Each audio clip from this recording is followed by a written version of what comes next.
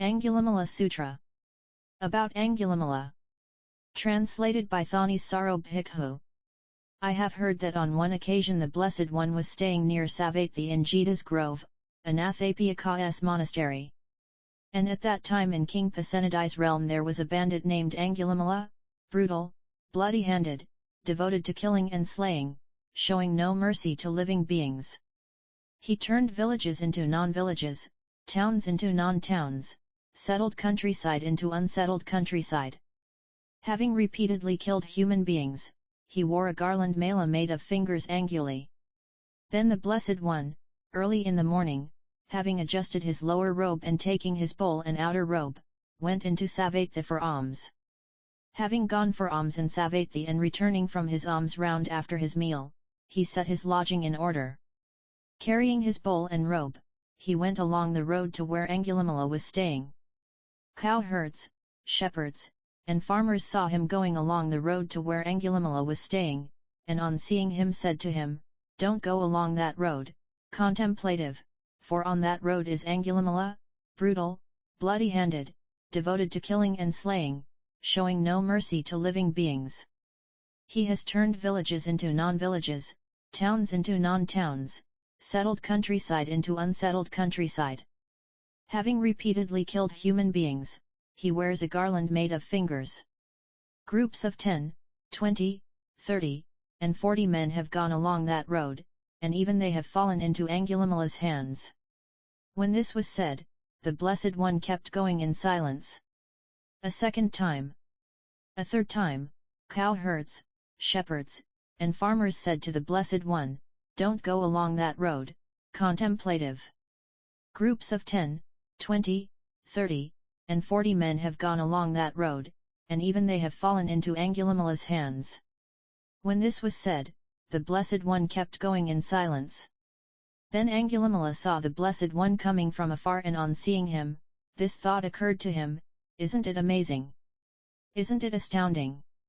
Groups of 10, 20, 30, and 40 men have gone along this road, and even they have fallen into my hands, and yet now this contemplative comes attacking, as it were, alone and without a companion. Why don't I kill him?" So Angulimala, taking up his sword and shield, buckling on his bow and quiver, followed right behind the Blessed One. Then the Blessed One willed a feat of psychic power such that Angulimala, though running with all his might, could not catch up with the Blessed One walking at normal pace. Then the thought occurred to Angulimala, "Isn't it amazing? Isn't it astounding? In the past I've chased and seized even a swift-running elephant, a swift-running horse, a swift-running chariot, a swift-running deer. But now, even though I'm running with all my might, I can't catch up with this contemplative walking at normal pace." So he stopped and called out to the Blessed One, "Stop, contemplative! Stop! I have stopped, Angulimala! You stop!" Then the thought occurred to Angulimala, "These Sakyan contemplatives are speakers of the truth, asserters of the truths, and yet this contemplative, even while walking, says, 'I have stopped, Angulimala. You stop. Why don't I question him?'" So Angulimala the bandit addressed this verse to the Blessed One. "While walking, contemplative, you say, 'I have stopped.' But when I have stopped, you say I haven't. I ask you the meaning of this. How have you stopped? How haven't I? The Buddha. I have stopped, Angulimala. Once and for all. Having cast off violence toward all living beings. You, though, are unrestrained toward beings. That's how I've stopped. And you haven't. Angulimala. At long last a greatly revered great seer, for my sake, has come to the great forest. Having heard your verse, in line with the Dharma, I will go about, having abandoned evil." So saying, the bandit hurled his sword and weapons over a cliff, into a chasm, a pit. Then the bandit paid homage to the feet of the one well gone, and right there requested the going forth, the awakened one, the compassionate great seer, the teacher of the world, along with its devas, said to him then, "Come, Bhikkhu." That in itself was Bhikkhuhood for him. Then the Blessed One set out wandering toward Savatthi with Venerable Angulimala as his attendant monk. After wandering by stages he reached Savatthi, and there he lived near Savatthi in Jita's grove, Anathapiyaka's monastery. Now at that time a large crowd of people, loud and noisy, had gathered at the gates to King Pasenadi Kosala's inner palace, calling out, "There is a bandit in your realm, sire, named Angulimala, brutal, bloody-handed, devoted to killing and slaying, showing no mercy to living beings. He has turned villages into non-villages, towns into non-towns, settled countryside into unsettled countryside. Having repeatedly killed human beings, he wears a garland made of fingers. The king must stamp him out." Then King Pasenadi Kosala, with a cavalry of roughly 500 horsemen, drove out of Savatthi in the middle of the day and entered the monastery. Driving as far as the ground was passable for chariots, he got down from his chariot and went on foot to the Blessed One. On arrival, having bowed down to the Blessed One, he sat to one side. As he was sitting there, the Blessed One said to him, "What is it, great king? Has King Sinaya Bimbisara of Magadha provoked you, or have the Likhavis of Vasali or some other hostile king?" "No, Lord. King Sinaya Bimbisara of Magadha hasn't provoked me, nor have the Likhavis of Vasali, nor has some other hostile king.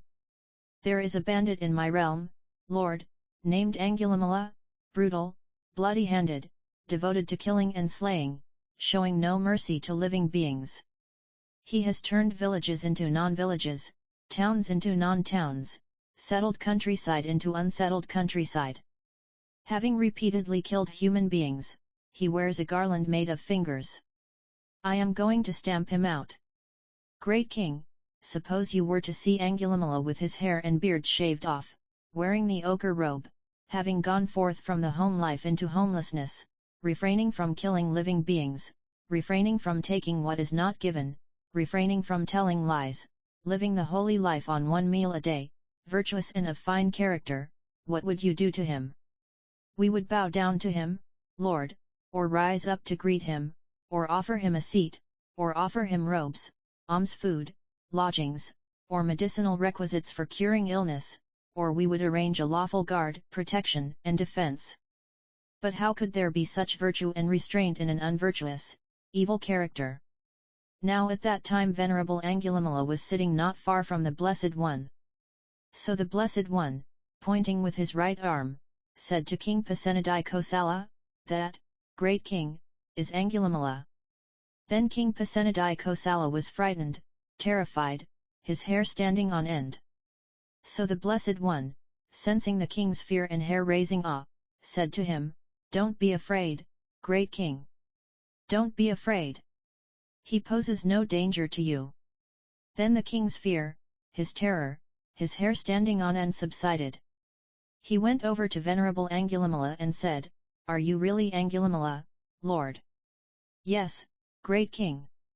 "What is your father's clan? What is your mother's clan?" "My father is a Gaga, great king, and my mother a Mantai." "Then may Master Gaga Mantai Puta delight in staying here. I will be responsible for your robes, alms food, lodgings, and medicinal requisites for curing illness." Now it so happened that at that time Venerable Angulimala was a wilderness dweller, an alms-goer, wearing one set of the triple robe made of cast-off cloth. So he said to King Pasenadi Kosala, "Enough, great king. My triple robe is complete." So King Pasenadi Kosala went to the Blessed One and on arrival, having bowed down to him, sat to one side. As he was sitting there he said to the Blessed One, "It's amazing, Lord. It's astounding, how the Blessed One has tamed the untamed, pacified the unpeaceful, and brought to unbinding those who were not unbound. For what we could not tame even with blunt or bladed weapons, the Blessed One has tamed without blunt or bladed weapons. Now, Lord, we must go. Many are our duties, many are responsibilities. Then do, great king, what you think it is now time to do." Then King Pasenadi Kosala got up from his seat, bowed down to the Blessed One and keeping him to his right departed. Then Venerable Angulimala, early in the morning, having adjusted his lower robe and taking his bowl and outer robe, went into Savatthi for alms. As he was going from house to house for alms, he saw a woman suffering a breech birth. On seeing her, the thought occurred to him, how tormented are living beings! How tormented are living beings! Then, having gone for alms in Savatthi and returning from his alms round after his meal, he went to the Blessed One. On arrival, having bowed down to him, he sat to one side. As he was sitting there he said to the Blessed One, "Just now, Lord, early in the morning, having adjusted my lower robe and taking my bowl and outer robe, I went into Savatthi for alms. As I was going from house to house for alms, I saw a woman suffering a breech birth. On seeing her, the thought occurred to me, how tormented are living beings! How tormented are living beings! In that case, Angulimala, go to that woman and on arrival say to her, 'Sister, since I was born I do not recall intentionally killing a living being. Through this truth may there be well-being for you, well-being for your fetus.' But, Lord, wouldn't that be a lie for me? For I have intentionally killed many living beings. Then in that case, Angulimala, go to that woman and on arrival say to her, 'Sister, since I was born in the noble birth, I do not recall intentionally killing a living being. Through this truth may there be well-being for you, well-being for your fetus.' Responding, as you say, Lord, to the Blessed One, Angulimala went to that woman and on arrival said to her, 'Sister, since I was born in the noble birth, I do not recall intentionally killing a living being. Through this may there be well-being for you, well-being for your fetus.' And there was well-being for the woman, well-being for her fetus. Then Venerable Angulimala, dwelling alone, secluded, heedful, ardent, and resolute, in no long time reached and remained in the supreme goal of the holy life for which clansmen rightly go forth from home into homelessness, knowing and realizing it for himself in the here and now. He knew, birth is ended, the holy life fulfilled, the task done. There is nothing further for the sake of this world. And thus Venerable Angulimala became another one of the Arahants. Then Venerable Angulimala, early in the morning, having adjusted his lower robe and taking his bowl and outer robe, went into Savatthi for alms. Now at that time a clod thrown by one person hit Venerable Angulimala on the body, a stone thrown by another person hit him on the body, and a potsherd thrown by still another person hit him on the body. So Venerable Angulimala, his head broken open and dripping with blood, his bowl broken, and his outer robe ripped to shreds, went to the Blessed One. The Blessed One saw him coming from afar and on seeing him said to him, "Bear with it, Brahman. Bear with it. The fruit of the karma that would have burned you in hell for many years, many hundreds of years, many thousands of years, you are now experiencing in the here and now." Then Venerable Angulimala, having gone alone into seclusion, experienced the bliss of release. At that time he exclaimed, "Who once was heedless, but later is not, brightens the world, like the moon set free from a cloud. His evil done deed is replaced with skillfulness. He brightens the world, like the moon set free from a cloud. Whatever young monk devotes himself to the Buddha's bidding, he brightens the world, like the moon set free from a cloud. May even my enemies hear talk of the Dharma. May even my enemies devote themselves to the Buddha's bidding. May even my enemies associate with those people who peaceful, good, get others to accept the Dharma.